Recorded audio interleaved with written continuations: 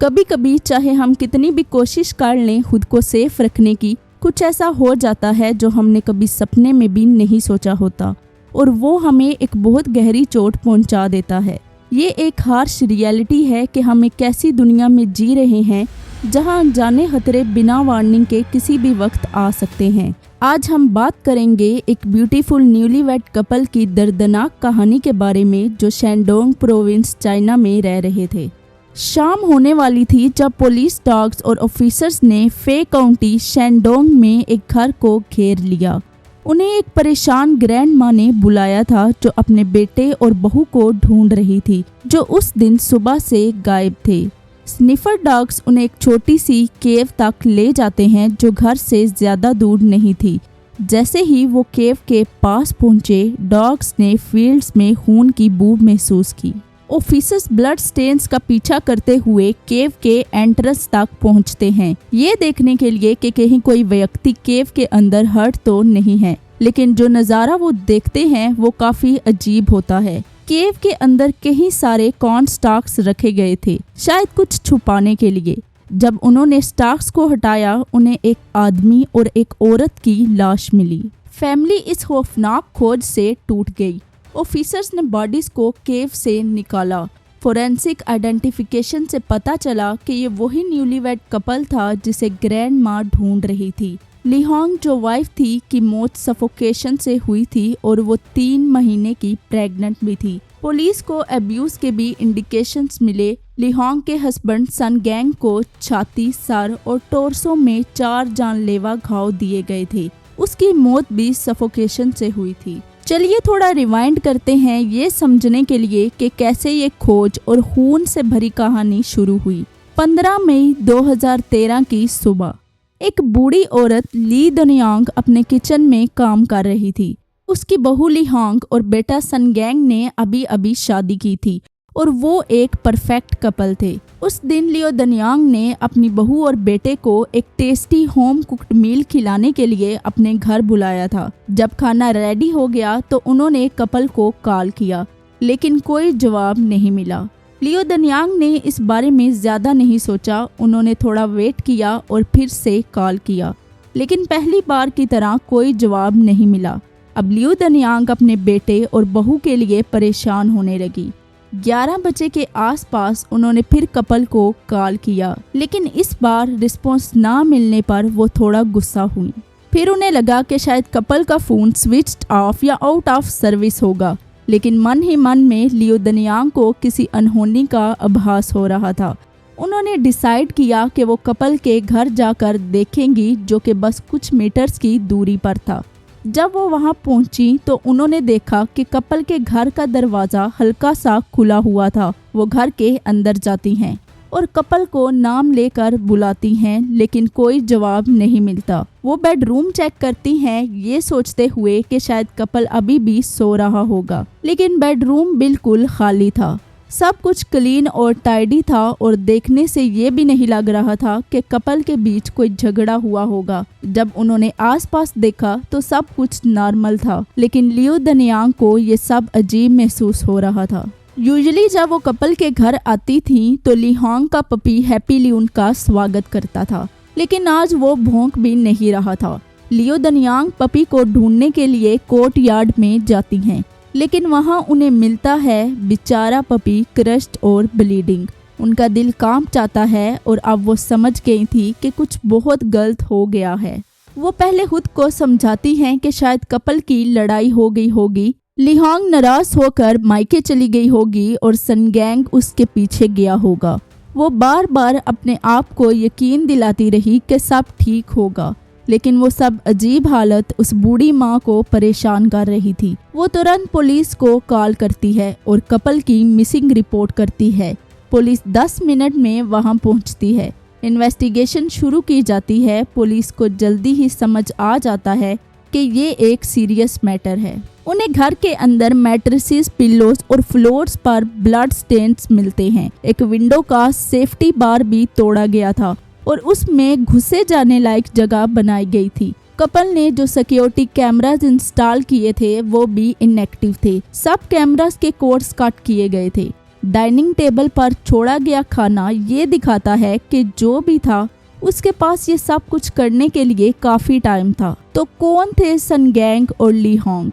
वो दोनों आम लोग थे जो फूड लवर थे। सन गैंग एक शेफ था और ली होंग एक फूड स्टॉल चलाती थी।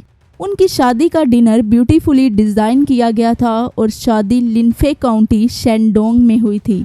उनके चेहरों पर स्माइल थी और एक दूसरे के लिए उनका प्यार साफ दिखाई दे रहा था। चाहे पैसा कम था, लेकिन उन्होंने अपने लिए एक खूबसूरत जीवन बना लिया था।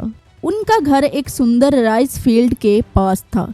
घर थोड़ा आइसोलेटेड था, लेकिन उन्हें अपने आसपास की खूबसूरती पसंद थी। जैसे ही शाम होती और गांव अंधेरे में डूबता, उनका घर और ज्यादा डार्क लगता था। उन्होंने एक्स्ट्रा सेफ्टी के लिए एक ऊंचा फेंस बनाया था। जब गांव वालों को इस सारे इंसिडेंट के बारे में पता चला तो वो गुस्से से भड़क उठे। वो सब कपल के घर के बाहर इकट्ठे हुए और फूट फूट कर रोने लगे। उनका दर्द इसलिए और भी गहरा था क्योंकि ली होंग उस वक्त प्रेग्नेंट थी। अब पुलिस केस को सॉल्व करने में जान लगा देती है। अगले कुछ दिनों में पुलिस नियर बाय विलेज में सर्च करती है, जहां उन्हें 3 प्लास्टिक बैग्स मिलते हैं। उन बैग में मोस्टली एम्प्टी ड्रिंक्स और गार्बेज था, लेकिन उस गार्बेज में उन्हें कपल का मैरिज लाइसेंस मिलता है। साथ ही एक आदमी की जीन्स भी मिलती हैं। पुलिस उस जीन्स के पॉकेट चेक करती है। उनमें पुलिस को एक सब्सिस्टेंस अलाउंस कार्ड मिलता है, जो गरीब लोगों को दिया जाता है, जिससे बेसिक नीड्स के लिए पैसा मिलता है। आईडी कार्ड एक आदमी का था जो कुछ ही किलोमीटर्स दूर रहता था। तो क्या ये वही किलर था? बिना टाइम वेस्ट किए पुलिस उस आदमी के घर के लिए निकल जाती है। उस आदमी का नाम फूदा गांग था और उसकी उम्र 70 साल थी। वो मुश्किल से जिंदगी गुजार रहा था। पुलिस उससे पूछताछ करती है और उसके घर की तलाशी लेती है, लेकिन उन्हें कोई एविडेंस नहीं मिलता। इसके अलावा फूदागांग बहुत बूढ़ा था और वो बमुश्किल अपने बेड से खड़ा हो पा रहा था। ऐसे में उसके लिए इतना बड़ा क्राइम करना मुश्किल था। और तभी पुलिस की नज़र उसके बेटे पर पड़ती है, जिसका नाम था फूगांग। अब आप सोच रहे होंगे कि फूगांग के पास वो कार्ड क्या कर रहा था। एक्चुअली फूदागांग की पुअर कंडीशन के चलते गवर्नमेंट उसे 55 युआन सब्सिडी पर मंथ दे रही थी, लेकिन फूगांग ने अपने बाप को इसकी कानों कान खबर भी नहीं होने दी थी और वो पर्सनल एक्सपेंसेस के लिए अपने बाप का कार्ड यूज कर रहा था। अब पुलिस को फूगांग पर शक होने लगा था। इसी दौरान पुलिस की दूसरी टीम ने सीसीटीवी फुटेज और एटीएम्स मशीन को देखना शुरू किया, क्योंकि उन्हें पता चला कि विक्टिम्स के कार्ड को इंसिडेंट की रात 11,000 युआन एटीएम से निकालने के लिए इस्तेमाल किया गया था। ये इन्फ्यूरिएटिंग फुटेज एक नौजवान आदमी को दिखाती है जो एटीएम से पैसे निकाल रहा है और आप उसके चेहरे पर मुस्कुराहट देख सकते हो, लेकिन ये आदमी फूगांग नहीं है। इससे पुलिस को शक होता है कि ली होंग और सन गैंग के मर्डर में कोई और भी शामिल था। पुलिस सारी इंफॉर्मेशन इकट्ठी करती है और एटीएम फुटेज में दिखाई देने वाले आदमी की शिनाख्त होती है। उसका नाम था जेंग शियूजुन। फूगांग और जेंग शियूजुन ने मिलकर वेस्टर्न चाइना प्रोविंस, जो कि शेंडोंग से लगभग 16 किलोमीटर दूर है, के 2 बस टिकट करवाए थे। पुलिस तुरंत 30 अरेस्टिंग स्क्वाड मेंबर्स की टीम लिए, जिसमें पब्लिक सिक्योरिटी का डायरेक्टर और क्रिमिनल इन्वेस्टिगेशन का पॉलिटिकल कमिश्नर भी शामिल थे। बस का पीछा करते हैं और शिंताई के इलाके के पास बिना किसी अलर्ट के बस को रुकवा देते हैं। उनमें से कुछ इन्वेस्टिगेटर्स बस के अंदर जाते हैं। सभी पैसेंजर परेशान हो जाते हैं और तभी एक आदमी बस की विंडो से बाहर जंप करने की कोशिश करता है। पुलिस को पता चलता है कि किलर्स 2 नहीं बल्कि 3 थे, क्योंकि 3 लोग भागने की कोशिश करते हैं। अचानक उनमें से एक आदमी पुलिस पर चाकू से वार करने की कोशिश करता है, लेकिन पुलिस उसके दोनों हाथों को मजबूती से पकड़ चाकू नीचे गिरा देती है। पुलिस इन तीनों को अपनी कस्टडी में लेती है, जहां वो एक और आदमी के बारे में पुलिस को बताते हैं जो उस रात उनके साथ शामिल था। वो 4 सस्पेक्ट्स थे, फूगांग, जेंग शियूजुन, यांग जिंग और जाओ फेंग।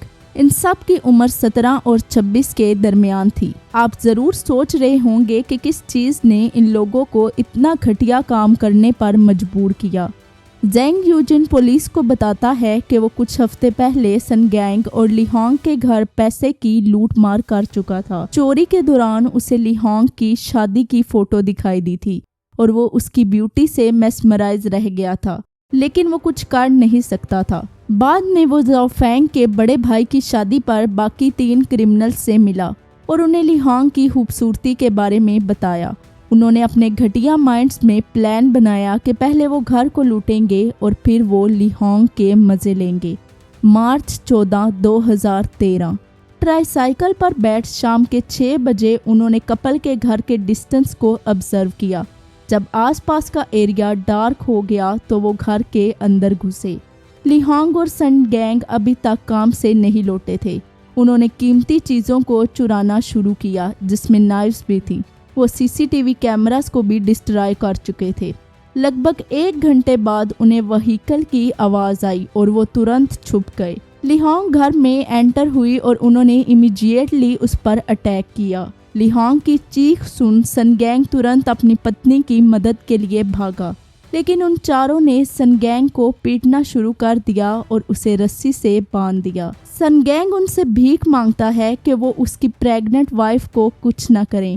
इस पर वो चारों हंस पड़ते हैं और उसकी आंखों के सामने उसकी बीवी का करते हैं। सन गैंग चिल्लाता है अपनी बीवी को देखकर। उसकी आंखों के सामने वो सीन इतना भयानक था कि वो इवेंचुअली बेहोश हो जाता है, लेकिन उन मॉन्स्टर्स को ज़रा भी फर्क नहीं पड़ता और वो कंटिन्यूसली 8 घंटे तक लिहोंग यूज करते रहते हैं। रिपोर्ट में ये भी बताया गया कि उन्होंने सन गैंग को खाना बनाने के लिए भी मजबूर किया था। टेबल पर कई तरह की फैंसी डिशेस और ड्रिंक्स पड़ी दिखाई दी थी। उसके बाद मर्डरर्स ने घर को लूटा और कपल की मेमोरीज से भरी वेडिंग पिक्चर्स को भी फाड़ दिया। वो मॉन्स्टर्स कपल के पेट डॉग को भी देते हैं। ये भी बताया गया कि उन्होंने लिहोंग की स्किन पर भी जलाए थे। रात के 3 बजे के आसपास वो लिहोंग को 8 घंटे के टॉर्चर के बाद सन गैंग के साथ एक रूम में फेंक देते हैं और फिर वो चारों सन गैंग को दूसरे रूम में ले जाकर उसके हेड को प्लास्टिक बैग से कवर करते हैं, तब तक जब तक वो मर नहीं जाता। लिहोंग जोर जोर से रोने लगती है। वो चारों लिहोंग को घसीटते हुए उसी रूम में ले जाकर उसको प्लास्टिक बैग से कवर करते हैं, जहां बेचारी लिहोंग दम घुटने से मर जाती है। दोनों की बॉडीज को केव कनाल में फेंकने के बाद वो पूरी रात घर को क्लीन करते हैं और फिर सेपरेट कार्स लिए वहां से निकल जाते हैं। जेंग यूजिन ने लास्ट में ये कहकर कार को स्टार्ट किया, शी लुक्ड टू ब्यूटीफुल। 2016 को फुगैंग, सेंग यूजिन और यांग जिंग को सेक्सुअल असॉल्ट और इंटेंशनल मर्डर के जुर्म में डेथ सेंटेंस सुनाई गई। क्योंकि जेंग फेंग माइनर था, इसलिए इनिशियली उसे लाइफ इम्प्रिजमेंट की सज़ा सुनाई गई, जिसे बाद में 22 साल कर दिया गया।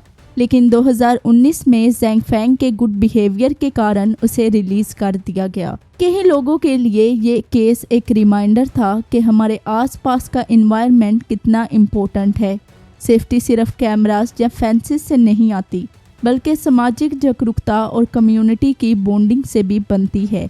ऐसे केसेस में सिर्फ जस्टिस नहीं, अवेयरनेस भी ज़रूरी है। अगर आपको ऐसे और ट्रू क्राइम केसेस पसंद हैं तो लाइक, शेयर और सब्सक्राइब करना ना भूलें। मिलते हैं अगले एपिसोड में एक नए सच के साथ। तब तक ख्याल रखिए और सेफ रहिए।